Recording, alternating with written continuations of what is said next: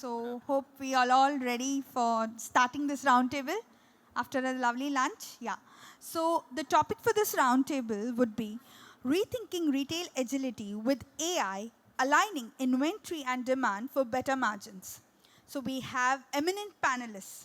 So I would like to introduce first our moderator, Chinmay Nayak, Head of Sales APAC, Onebeat. Let's have a huge round of applause. And our speakers are the panelists for this roundtable are. We have Mr. Shreedharan A, Director, Parcos. So let's the applause continue. Then we have Sourodipto Sarkar, Channel Strategy Head, Godrej Interior. Next we have Parag Merchant, Chief Strategy Officer, Naidu Hall. Moving on to Lakhbir Singh, Brand Head, Killer Jeans, Kewal Kiran, Clothing Limited. Next speaker we have Sohil Khwaja, Regional Head West, Apollo Pharmacy. Then we have Mr. Rajesh B, CMO, Bhima Jewels. And last but not the least, we have Mr. Anil Menon, CIO, LuLu Group, India. So let's have a very interesting roundtable begin. Over to you, Chinmay sir. Thank you, everyone. Pleasure to meet you all. My name is Chinmay. I head sales for Onebeat for the entire APAC region. So before I begin, obviously I have a presentation deck and a lot of questions to begin with. I want to give you a brief introduction about myself and the organization that we work for so that it is easier, as we go along in the presentation. So I come from I'm a textile engineer. So I have been a merchandiser myself. So explaining the way retail works is easier. I have had the opportunity to work for Walmart, Target, JCPenney, Kohl's, Bed Bath and Beyond.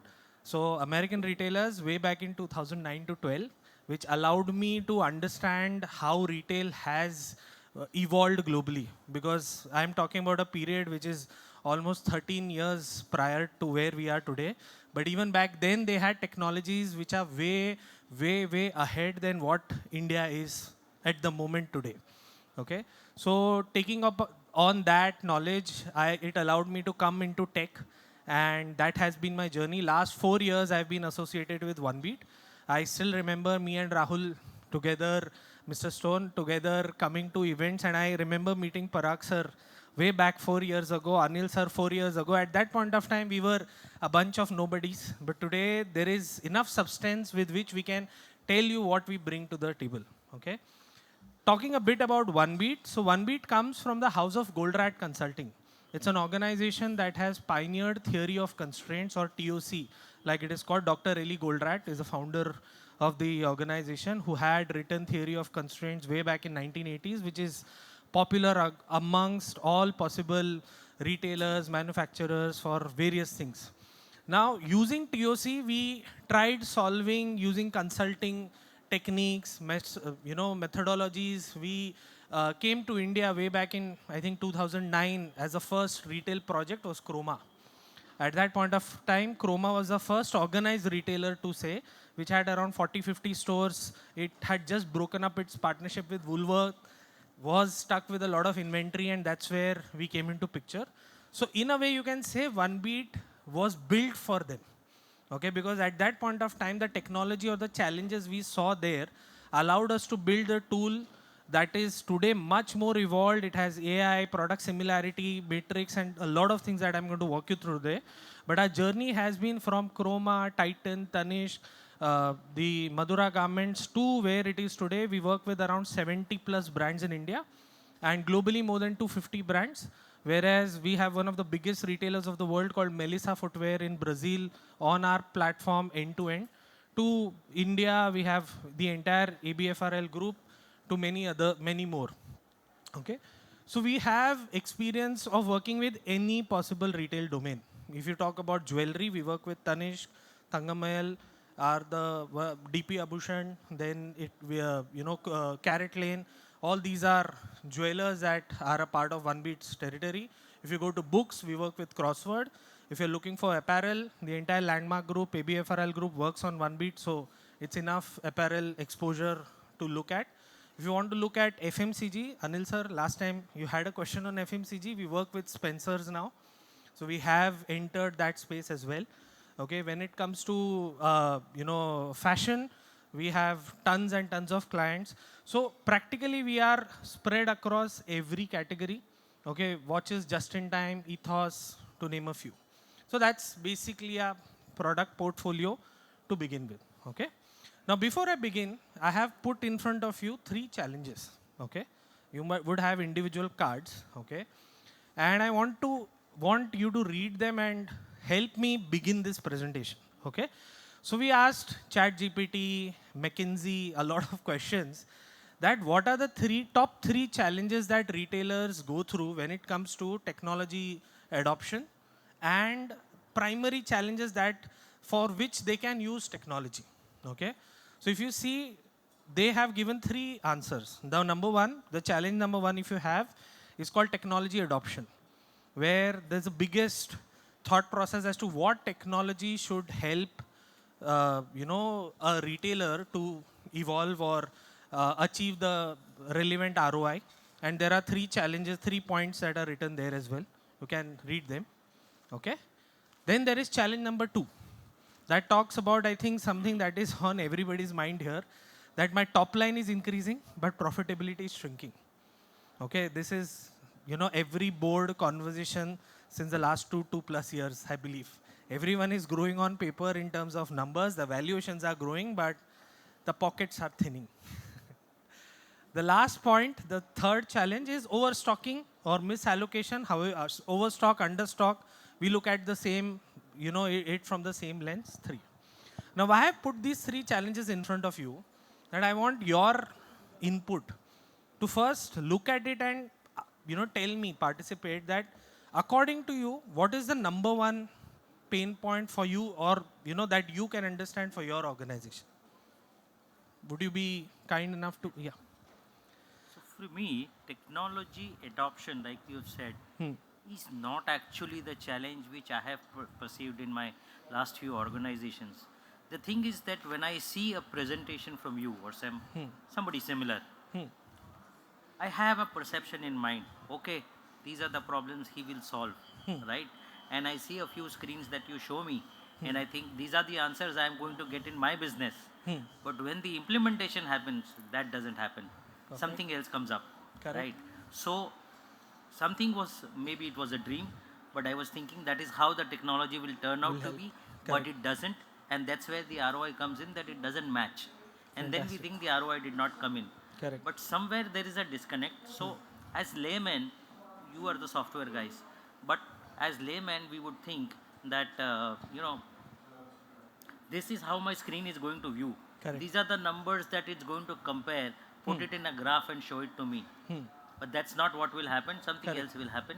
That's Correct. the challenge that I see. Correct. Okay. I'm going to answer that at length, but anyone else who supports that same viewpoint? Yeah, to an extent that is true, because when we see something of a technology at the POC level, we consider it that it will be very successful, but it is not married to the reality sometimes. Perfect. So what happens is that when it is actually implemented on the field, there are a lot of challenges which come in, and then there is a situation where we can't go back or when we can't scale up. So it is very important that when technology is implemented, it is always done at a level where we can do it in a region wise or so. And then, for my industry, say the furniture industry, it becomes even more because we carry high inventories and aging inventories. So there it becomes a More problem when it comes to that. Correct. Anyone else who has, I think I also support him partially, because when it comes to the customization of that solution, keeping your demands, your requirements in mind, every time that IT doesn't support, and above that, the teething issues, that initial 3 months, 6 months, when your internal team and your external vendor, they both are not on same page, the moment they start losing that interest, that Correct. zeal, that the foundation stage, then I think, it's called कि shirt का पहला button गलत बंद हो गया तो बाकी सारे तो सारे बटन ऑटोमेटिकली गलत बंद होंगे तो वो फाउंडेशन स्टेज पे मुझे लगता है कि in case if there is a tight hand holding and understanding about the requirement of both the sides be it integration with your ERP, I think that's there. But just to answer your first question, what is the main pain point? I think in my organization, challenge number 2, Profitability. profitability. Top line is we are Growing. achieving our budgets, but when it comes to bottom line, Shrinking. so it's there. Okay. Oh, I have different thought here a little bit. Movement, it's seen as a technology project. You're doomed. You're doomed. So the gap which you see between the user acceptations or expectations vis-a-vis what technology we implement as a POC, that itself you are doomed. Correct. Because we are going to be the bridge. And the bridge is always in a shaky mode because both the sides, both the pillars are shaking by themselves. They do not articulate themselves well. Correct. Right? The vendor doesn't articulate well because it's a known state. If he's talking about API, I know what is API. But if I talk API to my user, he will have no idea about what's API. Correct. So the moment IT becomes a bridge, you're doomed. Make the user talk to the vendor directly and let they do the POC. We only should be the enabler. When that comes in is where I see success ratios coming. Internally from an organization perspective, we try to do most of them like that. Which is legacy, we can't do anything about it. But the newer ones, like Chinmay was rightly saying, we have been discussing for the last 4 years or so. Correct. I always keep the users in front. So he and the users have a fight. We are only a supporter of it. Correct. And then we see whether we are matching the gaps or not. So we tried that also in one of our forecasting models. And what happened? The user went and tried to recreate his Excel on the software. Arey Baba, if you are recreating the Excel on the software, then why do you need a software? So that I'll tell you. There we had the same challenge. And what we went by, I'm sorry if I'm going out. No. Out of You're in it. Yeah. Yeah. The biggest challenge is the person who's going to ask him the question should not push around for Excels. The moment your management push is okay with Excels, you're doomed again. Only the user, or say for my merchandising head, we have made it very short for him. No Excels. Do not come with Excels to the boardroom. Do not go out with an Excel. No Excel anywhere. Show it in the system. You tell me what is happening in the system. That's something where we try to change the gaps around that. So for your question, my biggest problem statement is overstocking and stockouts. Great. Because of the categories which we play around with. Okay. Great. Sir, your?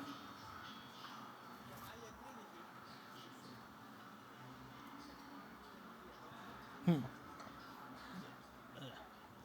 we have adopted the technology, when we have started our business, there was no technology. We are purely from the old school.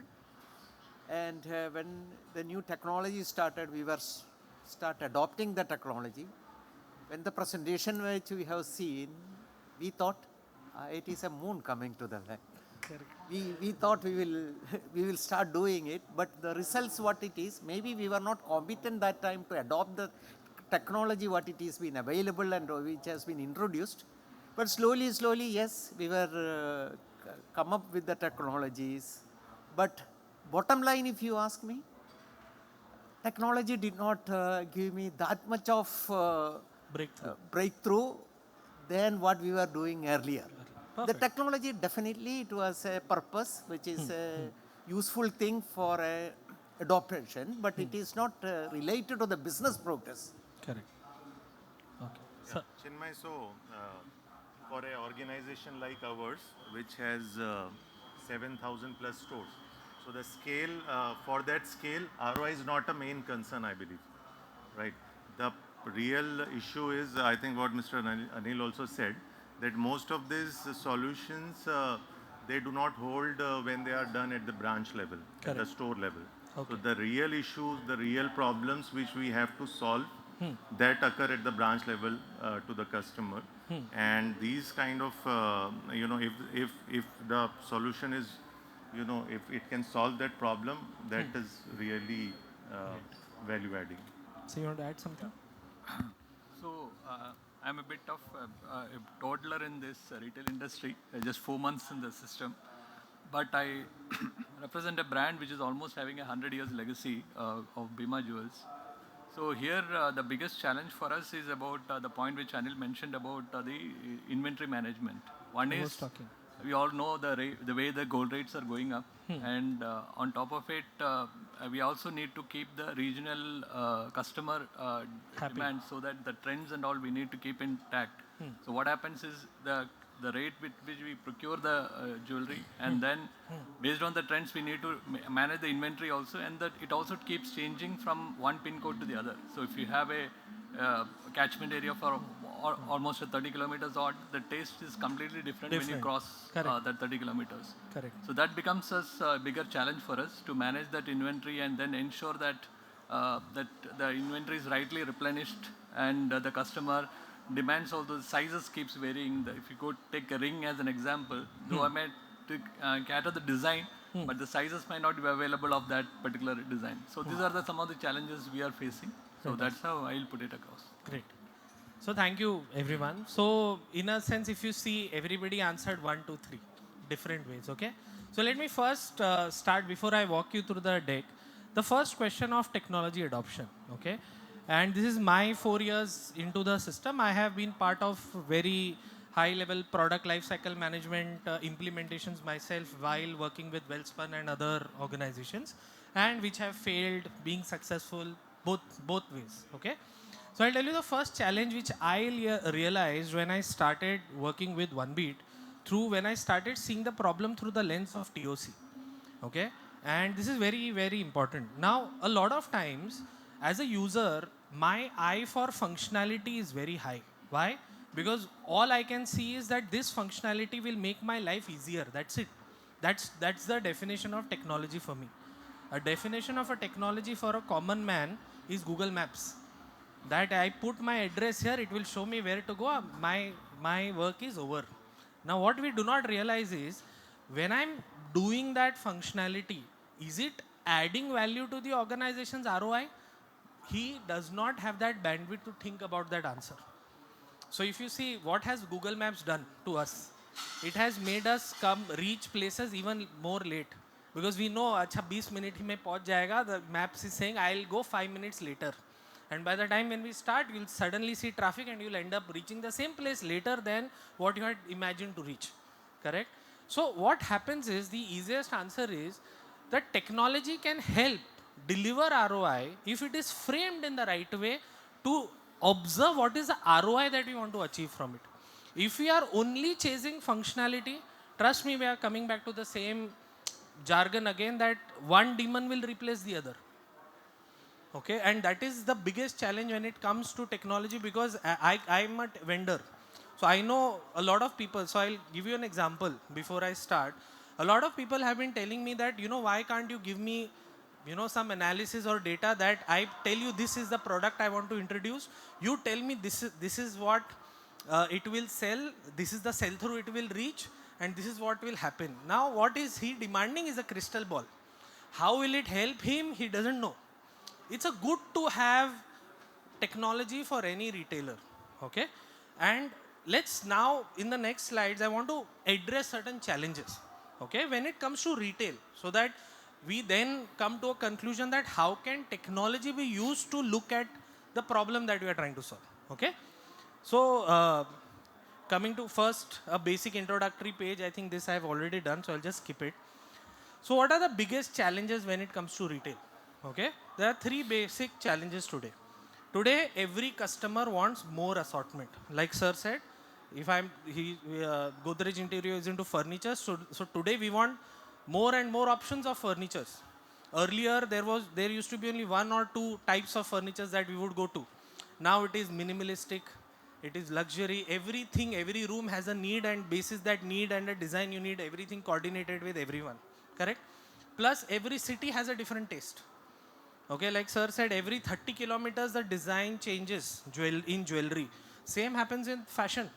Okay, every 30 kilometers or every city you go to, that city has a completely unique demand. Now, as a retailer, what is our end goal as a retailer? If I have to ask, I think the basic end goal is any customer who is walking into your store, you want him to buy a product and come out. That's it. That's the end goal. Ki end goal hai ki any action I take should help me increase my sale. If any action I'm taking that is not helping me increase a sale, it's not an action worth talking about, period. Because that's what will put bread on the table. Okay? So what is my agenda behind more assortment? The agenda behind more assortment is customer gets enough options to look into and take a decision. But here, imagine where does the lever shift. The lever shift from the customer point of view to your merchandiser's point of view, where your merchandiser starts thinking, the customer needs to see these options as well, only then he'll take a decision. Wherein in reality, probably that might not be true. Correct? So now what happens? You're a retailer, you have that merchandiser who's requesting you to add that assortment. You will say, okay. But when you add that assortment, it is inherently adding to more, the same challenge, you're adding up more inventory. Correct? Now, what is the second challenge? That more assortment added to more stock. Because now you're carrying more stock to get the same sales that you were getting. Now, what do you call what your merchandisers sell? Competition. They blame it on the competition that I am doing it. But a store next to me is doing this way, that's why I have to do it. That's the explanations that we give to ourselves. Now, what is something that the management tells you? That we have less time to sell. Why? Because they are constantly looking at either top line growth or bottom line, both ways. They want that top line growth because they also want to, nobody wants to show they have degrown. Nobody. Everybody wants to show they have grown and have become profitable both. So they want you to sell everything faster. Now all of this complexes to a complete storm. Why? Because every day the need is changing. Some day the need is availability. Okay, for some products the problem is availability. Ye product available nahi hai, that is why I'm losing a sale. For some person the problem is discount. Because all my surrounding stores are on discount, I am not getting a discount, I am not able to sell more. The third day, the problem is new trends. That I do not have enough new trends in my store, that is why I am not able to sell. The fourth day, the problem is, okay, now I have got good sales, but the product I need is not available with me. So now imagine every day the challenge, the noise, I am calling it the noise that we hear is changing. Now, you as a technology, or if you are looking to adopt a technology, how would you adopt a technology that will bind everything and deliver value? Because if you hear a person saying that, okay, each SKU, the thing is changing, I think I need something like this that will allow me to predict what technology should be available. Now, as a CIO, CTO strategy, you get that technology. Now, what you realize is, although by getting that technology, there's no significant ROI I can see, and by then you're 9 months, like sir said, even if you do a POC, you're 9 months into the system, you have spent lakhs of rupees, and there's no significant ROI to go and explain what actually happened. Second, somebody will say, I want a markdown recommendation engine that will tell me how much discount to give. Again, it will sound very fascinating to you. You will help him with it. The number of sales increased. Okay, your top line is increased. But then comes a question that at the end of the year, bottom line has shrunk more than ever, which means we have devalued our own brand by selling something which we could have sold at a higher price. Why? Because of that engine. Now, was that engine a challenge? That engine was not a challenge, but the way that engine was focused on was a challenge. So imagine you're going through this storm and you need to find your way out. And what is that way out? That way out, as I repeat, is again helping the customer who is walking into your store get a sale. Simple. There's no other metric to define success parameter in retail, as much as that whatever percentage of walk-ins I have got, have I improved my conversion, period. If I have not improved my conversion, no matter what technology I have brought in, no matter what improvements I am looking for, it won't work. I'll give you an example. So, I think in the month of November, I was in Dubai. We went through a presentation where Al Futtaim Group talked extensively on a self-checkout mechanism. That we have a self-checkout mechanism in Marks and Spencer. We had just one question that we asked. Now, Dubai is very different coming to India because it's a global city. There's footfalls from everywhere. Now, I asked him, how would you evaluate if this added to sales? You know what was his answer? No, there's no way to tell that this helped me sell more. There's no way. It's just that I want to tell the world that this technology is available within our ecosystem as well. Now that's a reality for us. That today, a lot of times, it's a good to have technology. I'm a personal fan of Decathlon for it in India. Because it allows you to self-checkout. These days, Uniqlo to most brands have self-checkout mechanisms for under certain, billable amounts. But is it impacting? Is it giving? Is it enough kick for the retailer to walk into your store? Will you walk into the store because it has a self-checkout mechanism? And if you ask them what would be the cost that is spent on it, it is a considerable amount of cost because you cannot get anything wrong. On a manual system, if a pin code is scanned wrong, you can correct it. You cannot do it on a self-checkout system. So imagine that in this storm, how do you fit in technology? Okay? So we have a small viewpoint from him, from Onebeat's aspect. Okay? And I'm going to share some viewpoints of how can we control or get some sense of that storm. Okay? First of all, any technology that you go through has to be adaptive. Okay, what do I mean by adaptive? If you see this screen, I don't know how visible it is, but what we are trying to show that each SKU in a store has a different demand. Somebody is steady, somebody starts slow and then increases, somebody starts well but then decreases. Correct? There are different patterns. Okay? Now imagine if your merchandisers take all these patterns and throw multiple derivatives. What is that derivative? Now why does that happen with them? Now each of you sitting here have multiple stores and multiple SKUs. So if I take a SKU location combination, I would be looking at somewhere around lakhs.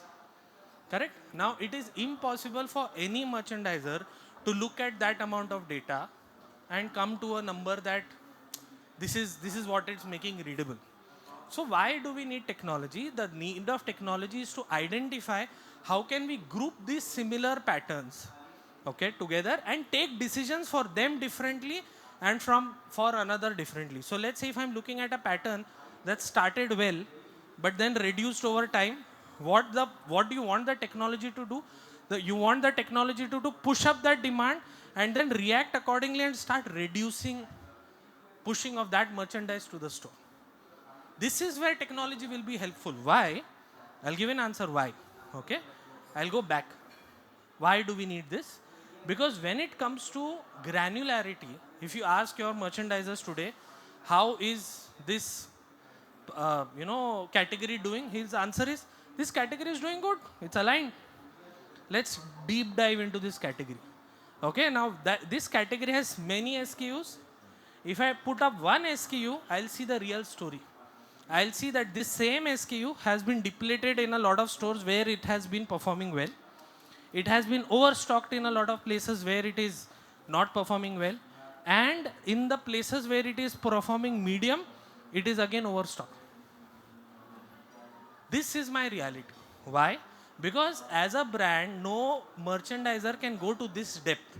He can provide you an answer at this level. He can provide you that this is the overall design performance. Now imagine, there can be a product that is selling the top, so-called top seller. Say better, there would be many products. But because we could not analyze, go to that granularity, we missed out. And that missing out is one of the biggest point of views. Like you don't have that lens to look at that SKU and take a decision. And this is exactly what leads to overstocking and understocking. Because you're not able to, it's not that you do not want to take. It's that there's no technology available that will allow you to take that granular decision. Now imagine, now see this view. That with that granularity, if you have some other product that is going well and the tool is automatically taking care of it, don't you think your merchandiser will actually be happy? Now I'll tell you one more secret. The moment you show them these screens, your merchandiser will feel his job is at risk. That is the biggest challenge, because what is happening is when I'm introducing technology, I'm not showing how this will empower the merchandiser. I'm trying to show that, okay, see what technology can do. But more than that, what we are empowering him with is when he does not have to focus on this, he can focus on something else that is much more meaningful to the organization. And that is exactly what we try to aspire. Now I want to give you the magic sauce. Now let's say these are for products which you have introduced, which you have seen. What for products you haven't? So we have something which is, this is where AI actually comes into use. We have AI embedded algorithms. Let's say you introduce a shirt. I'm sorry, I don't have anything for furniture or perfume or other merchandise right now to show you, but I want to give you an example of how it is. So the moment I introduce a shirt, the tool breaks down into two parts. One is the image, the other is the attributes that image has, which are relevant. Okay, now for a shirt, the attribute can be primary color, pattern, collar style, collar lining, sleeve length, material, logo, have in your ecosystem which are lying underutilized. And you can allocate that.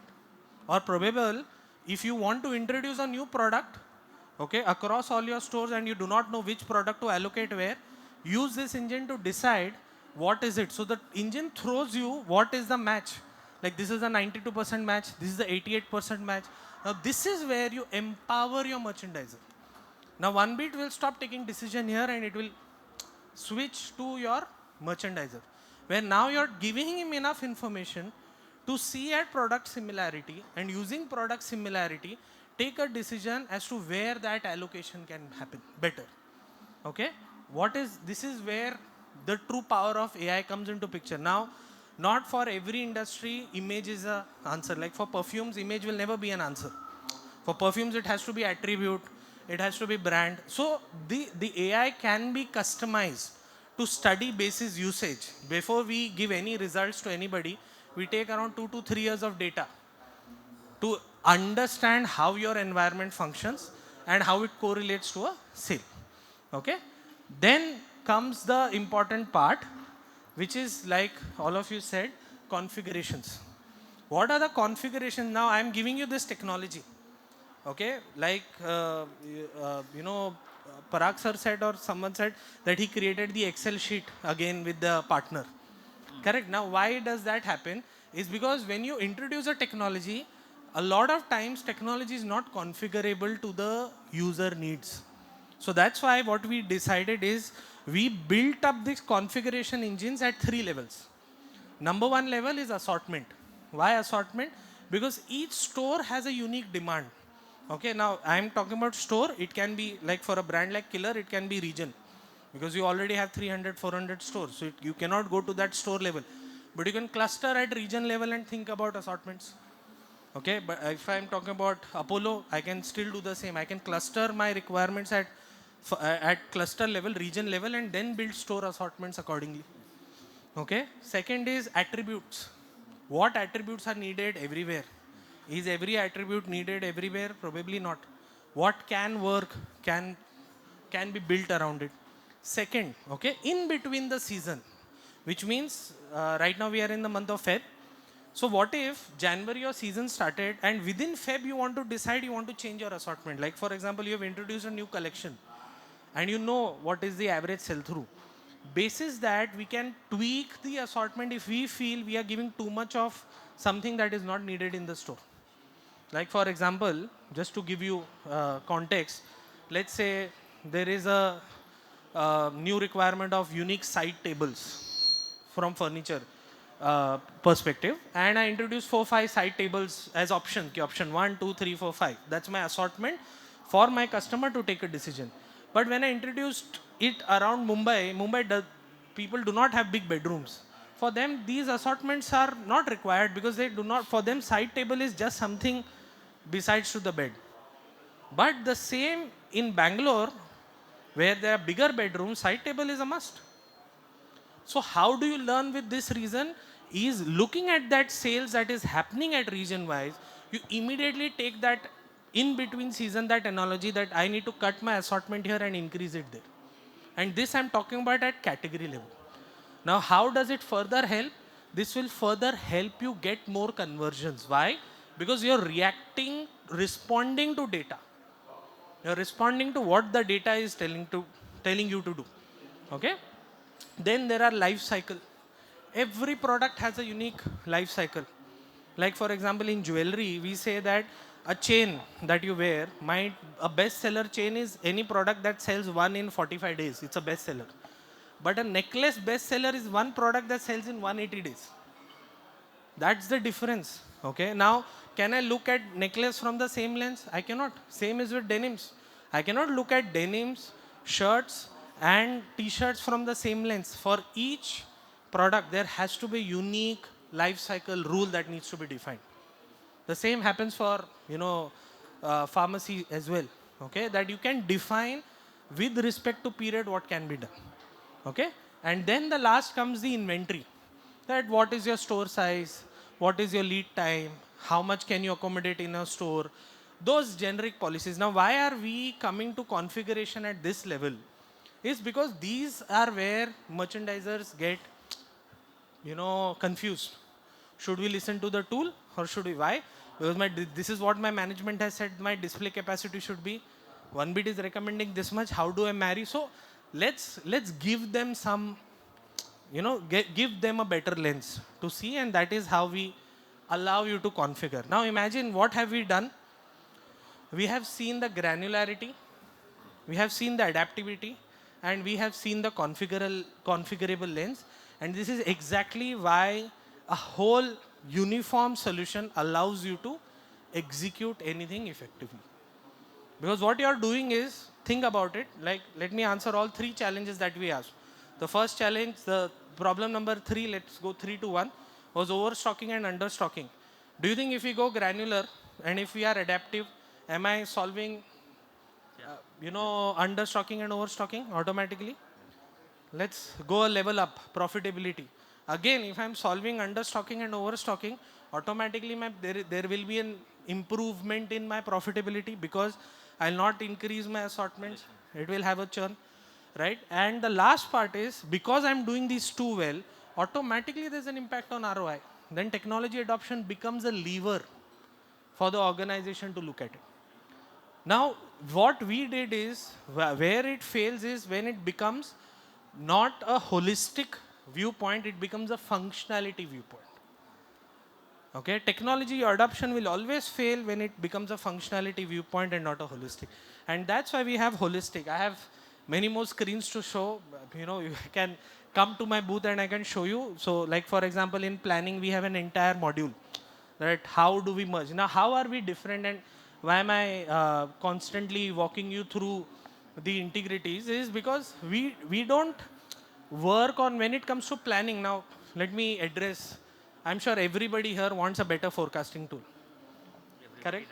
Now, everybody wants that crystal ball. Now, the biggest challenge is, how do you get that crystal ball to respond to you? Okay, so I'll tell you what we have done. We are one of the only tools that merges top-down planning and bottom-up planning.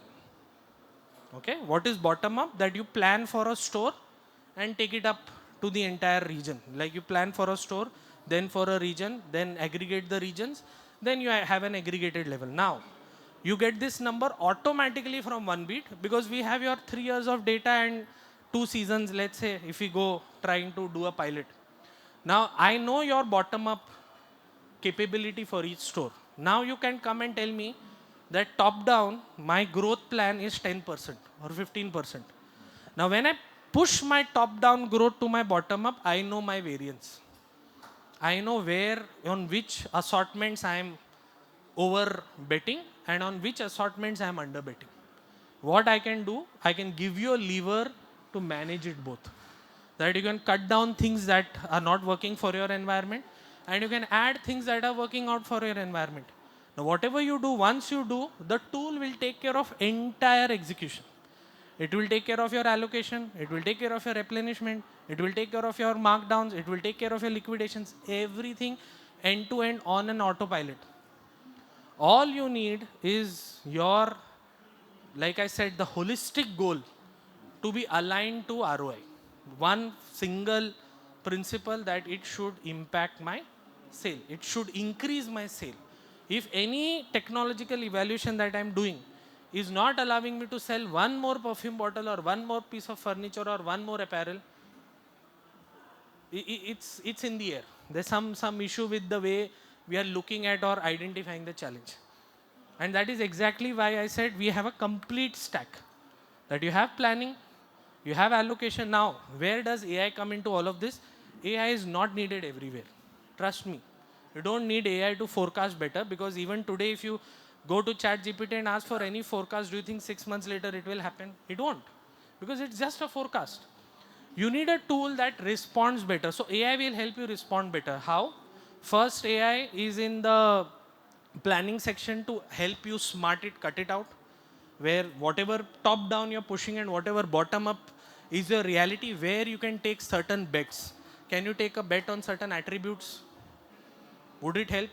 Can you, like, for example, I remember when I was in Chennai, my discussion was with Parag sir was the same, that he asked me, can you give me a screen that tells me what attributes to put on, bet on?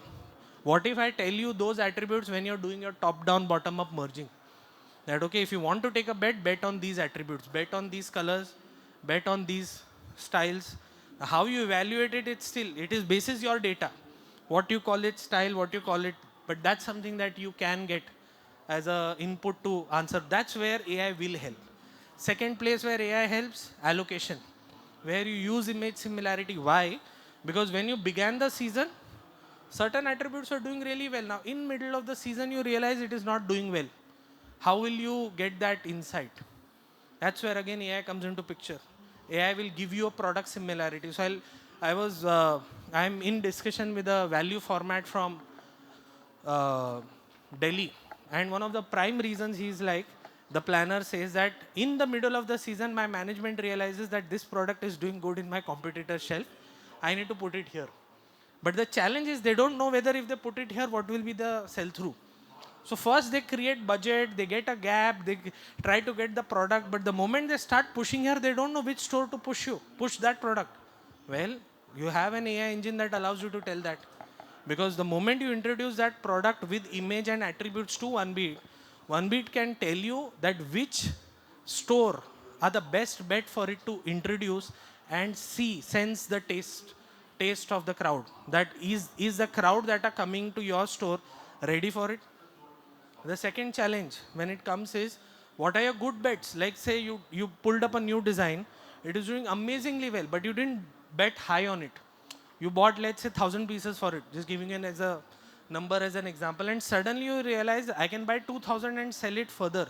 What if I give you a signal very early in the season that within 3 to 4 weeks I give you a signal that tells buy more of this, you'll sell more. Now what benefit it allows you to do it? It allows you to cut down the assortment that is not contributed and add this further. Okay, that's the magic that we can do. Then replenishment today is a bread and butter for us.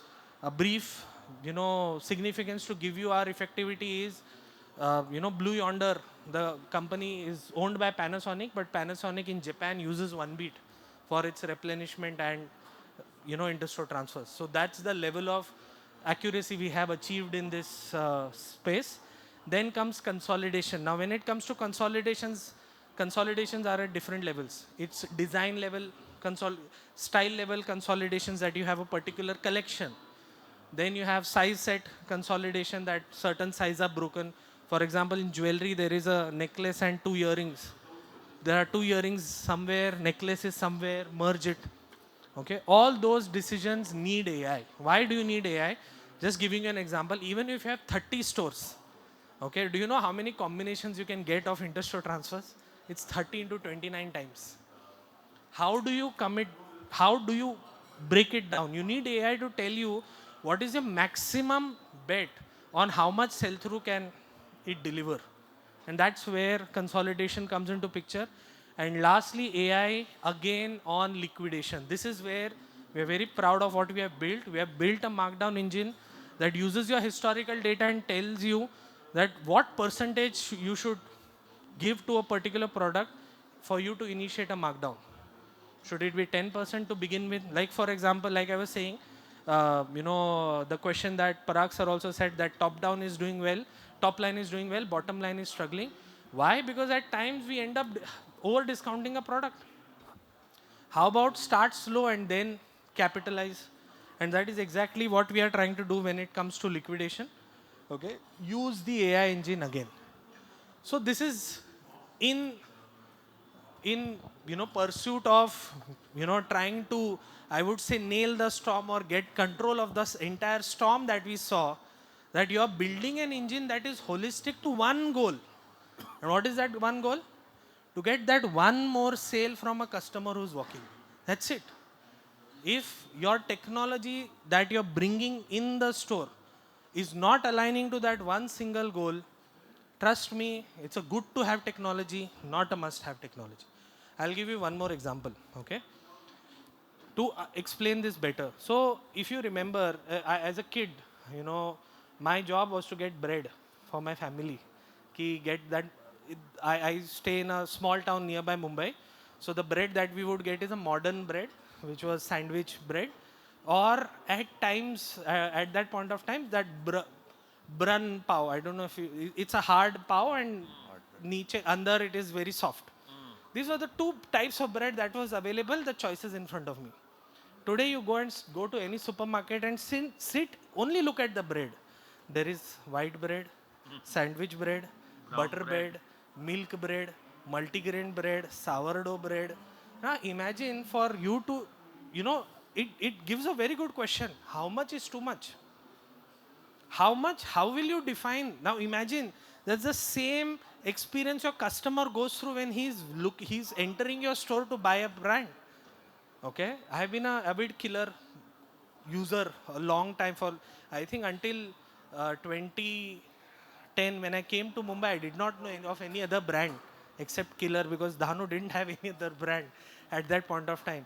But now if I go to that same store and I see the offerings, I might not be able to relate to it, because back then it was much easier for me to decide, for your customers to decide. Now today, a lot of changes you yourself have introduced in your ecosystem. Just ask once, did your customers ask for it or did your merchandisers ask for it? And you'll get your answer. So the effectivity of converting anything into a sale has to be holistic. If it is not holistic and only from the eyes of your user who's looking at and perceiving that this might be, then it can. I'll give you one more example when it comes to jewelry. So jewelry, wide assortments. So we worked with one of the brands down south. When we saw their one category, I'm talking about one category, chain. They're very simple, machine made or handmade chains. You know how many categories of chain they had? 1300. Why? Out of which one peacock's design is here and one has a peacock design on the other side. They were two different categories and they were managed differently. Why? Because the consumer it didn't matter to the consumer, but it mattered to the merchandiser. So he created two different assortments. Now think about all these happening in your workspace every day without your knowledge. So that's where you need a technology that aligns you. Like I said, there's a storm going on for your merchandiser every day, because you have your leaders and your store. Because think about it, how many times has a store manager called you and said, sir, I don't have the necessary stock. Wherein, if you go and put up some SKUs, he might have excellent bestsellers which have never been sold. So our job here is to allow you simplify technology. That not look at it from an angle of functionality, but look at it from the holistic point of view, to ensure that you sell one product more for every customer who is walking into your store. So that's what I had for you. So open for questions.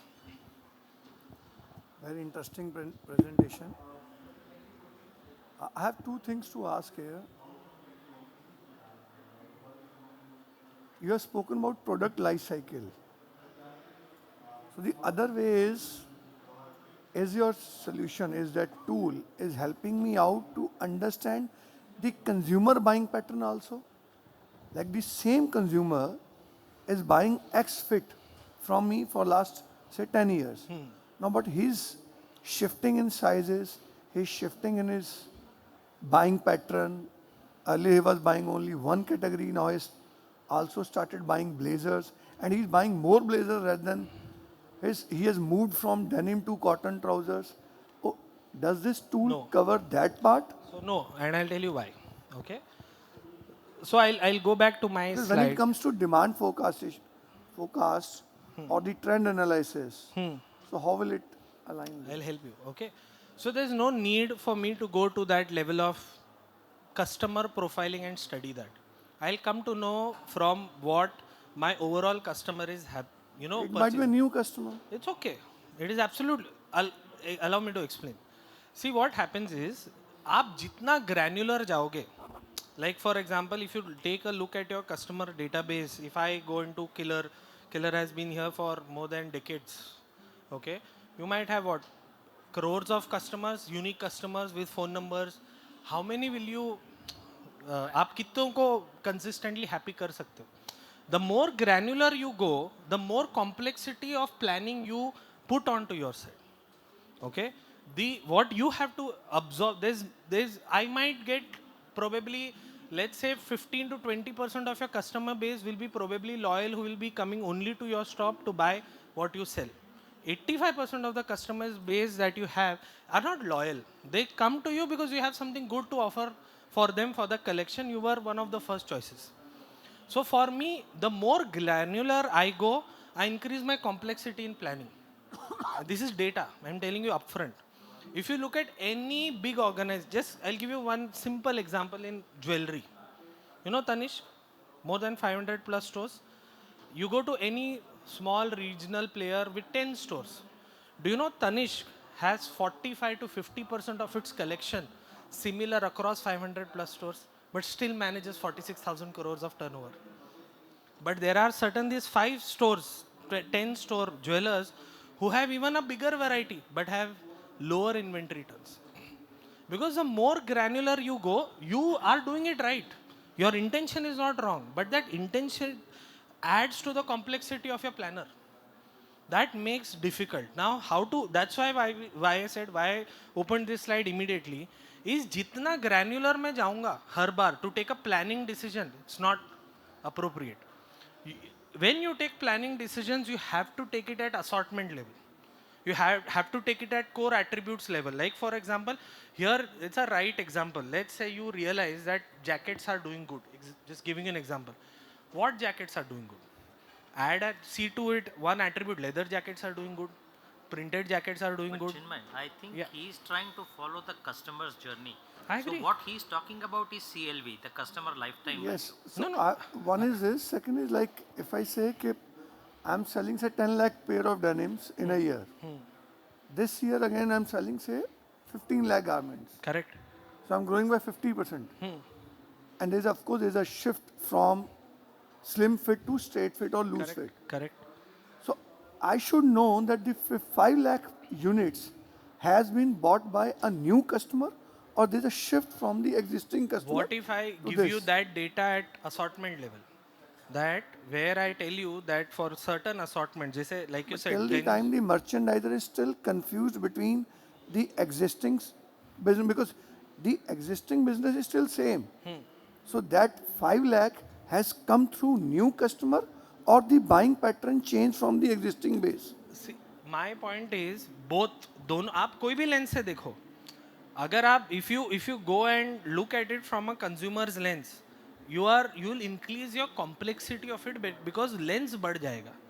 वही I'll give you the same output, okay, by giving you assortment level data. Because let's say अगर वो 5 lakh piece ज़्यादा बिका है, उनका rate of sale अलग होगा. If I'm giving you that with what you offered, उसका sell through percent इतना ज़्यादा है, take more bet here. Automatically. So what I'm trying to tell you is, the more granular you go to like I said, the intention, it works very well for e-commerce because you know the entire journey, you have entire mapping.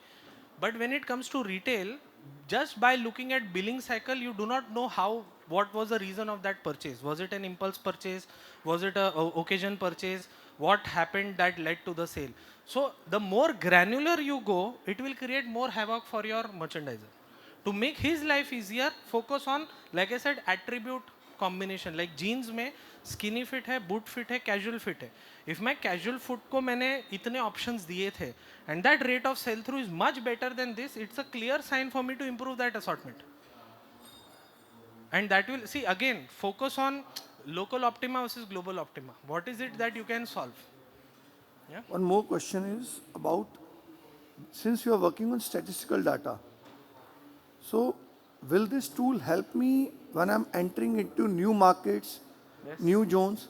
Like when I sell Junior Killer in Gujarat, the Junior Killer product line, and when I want to open up a store in Amritsar, Junior Killer, the buying pattern, It will be different. Yeah. the sizes, say if you say 9 years kid in Punjab versus 9 year in Gujarat, We'll have a different size. so the sizes will, so So how will there this are- tool help me? So two things that we do. One is we allow you to mimic a store, that you can say what is the closest similar store that you have. Because if it is a completely new region, there's no way we can tell, because we are not taking external data as of now.